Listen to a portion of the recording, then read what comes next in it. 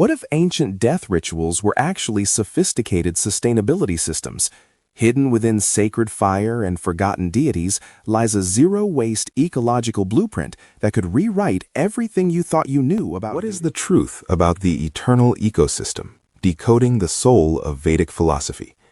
Is Hinduism merely a collection of exotic myths, or is something far more profound hiding in plain sight? It is not merely a religion of stone temples and countless deities, but a highly advanced ancient code.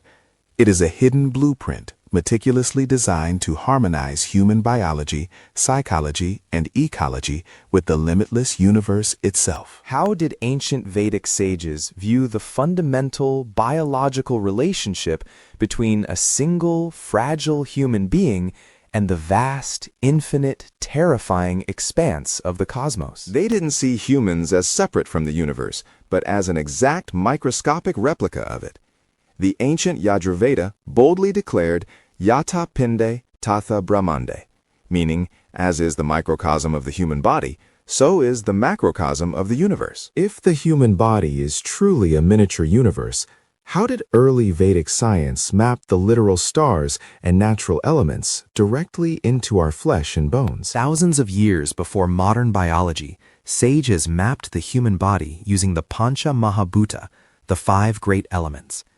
In Ayurvedic science, earth forms our structure, water is our blood, fire drives metabolism, air governs respiration, and space fills our cavities. What invisible thread connects the dark, freezing vacuum of deep outer space to the warm, beating center of the human respiratory system? According to the Vedas, the microscopic empty space inside your lungs and the vast gaps between your very atoms are composed of the exact same element as the cosmic vacuum, akasha, or space. We are literally breathing the cosmos. Why did these ancient people rigidly dictate that daily prayers and rituals must align perfectly with the rising sun and the glowing moon? Praying to the sun and moon wasn't just primitive worship. It was an incredibly sophisticated, encoded method of tracking and synchronizing human biological circadian rhythms with planetary cycles, ensuring optimal physical and mental health. How did an ancient civilization successfully manage the chaotic, unpredictable nature of human life, guiding millions from the moment of conception to their final breath? They engineered a brilliant 16-step standard operating procedure known as the Shodasha Samskaras, systematically codified around 500 BCE in the Griya Sutras. This framework managed the entire human life cycle, providing profound psychological and social stability at every major biological milestone. What is the true hidden purpose behind the vibrant, hypnotic ritual of a Hindu marriage, where couples take 7 steps around a roaring, sacred fire? The Vivaha ritual, specifically the Saptapadi, uses fire, Agni, as the ultimate witness. Because fire drives metabolism and transformation in Ayurveda science, walking around it symbolizes the permanent metabolic fusion of 2 independent lives into a single, unified ecosystem. Why does the final stage of this 16-step lifelong operating system demand that the human body be utterly incinerated in open flames? The Hindu cremation ritual, Anteshti, is actually an ancient, meticulously designed zero-waste sustainability practice.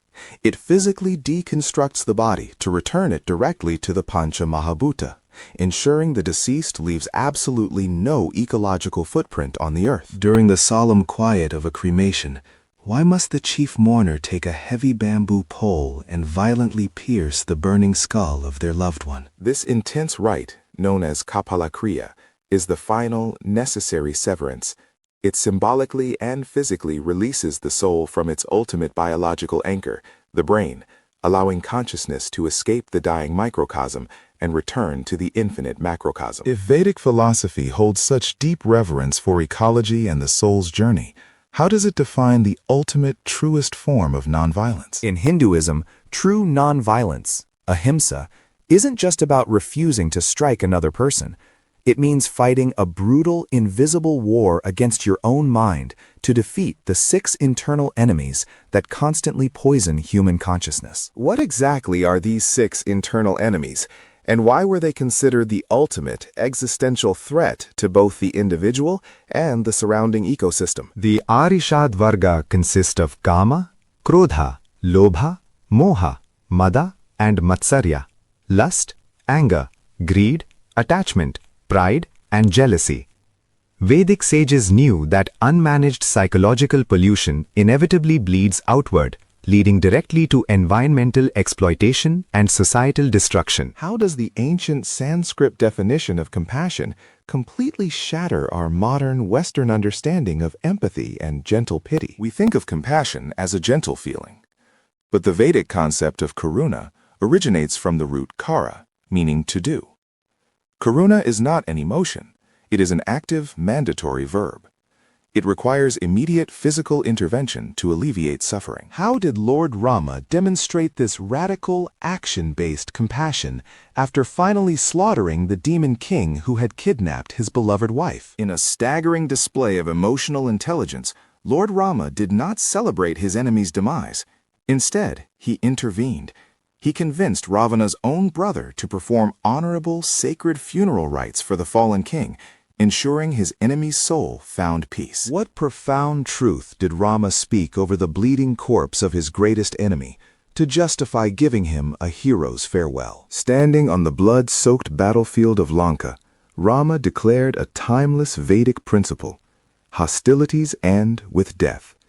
He recognized that once the vital breath leaves the body, the enemy ceases to be an enemy and becomes sacred once again. How did a civilization so intensely focused on human enlightenment and cosmic biology view the millions of animal species sharing their vast forests? They didn't view animals as mere resources to be exploited, but as vital co-inhabitants of the divine order. Sanatana Dharma wove animal welfare directly into the fabric of daily spiritual life, making ecology utterly indistinguishable from theology. How did ancient Hindu priests secretly encode the world's first endangered species protection laws into everyday religious worship? They used a genius system of divine association. By pairing every major deity with an animal vehicle, a vahana, they made the animals themselves sacred. You could not worship Lakshmi, the goddess of wealth, without also fiercely protecting the owl she rode upon. What happens to a society when the tiger, the elephant, the monkey, and the humble cow are elevated to the status of divine companions? It creates an unbreakable cultural shield against ecological devastation. Hunting or harming these creatures became a direct, unforgivable insult to the gods themselves. This ancient conservation strategy preserved India's incredibly rich biodiversity for thousands of years. How could a philosophy based on zero-waste ecology, active compassion, and cosmic harmony survive centuries of brutal, iconoclastic foreign invasions? As invading armies smashed the magnificent stone temples and burned the ancient universities, the physical infrastructure of Hinduism collapsed. Yet the core philosophy was completely decentralized, requiring no central religious authority or grand buildings to survive. Where did the soul of Vedic philosophy hide when the sacred fires were violently extinguished and the statues of the gods were shattered into dust? It retreated inward. Because the sages had long ago mapped the universe to the human body, the rituals didn't need stone walls. The philosophy survived by transforming from vulnerable physical temples into an indestructible fortress within the human heart. What happens when we finally strip away the exotic myths, the complex rituals, and the countless names of the Hindu deities? We are left with a startling realization. The ancient mantras and rites were never just superstitions. They were a highly advanced, encrypted language used to pass down the laws of physics, biology, and ecology through countless generations. When we synthesize the cosmic biology, the zero-waste death rites, and the fierce, action-based compassion, what is the ultimate astonishing truth behind the ancient rituals and deities of Vedic Hinduism? The surprising revelation is that these ancient practices were highly sophisticated, encoded systems for zero-waste ecological sustainability and biodiversity conservation. This eternal ecosystem integrated human biology, animal rights, and environmental protection into a single spiritual framework. By mapping the cosmos to the cell and mandating compassion, Sanatana Dharma created a holistic blueprint for existence. As humanity now faces unprecedented ecological collapse and devastating psychological warfare, what can this eternal ecosystem teach us today? It reminds us that we are not the masters of nature, but its microscopic reflections. Sanatana Dharma offers a timeless blueprint. True sustainability requires active compassion, defeating our internal greed, and recognizing the sacred cosmic fire burning within every living creature. We started by asking, the eternal ecosystem, decoding the soul of Vedic philosophy, Hinduism. And the answer? The most surprising revelation of Vedic Hinduism is that its ancient rituals, deity worship, and death rites were actually highly sophisticated, encoded systems for zero-waste ecological sustainability and biodiversity conservation.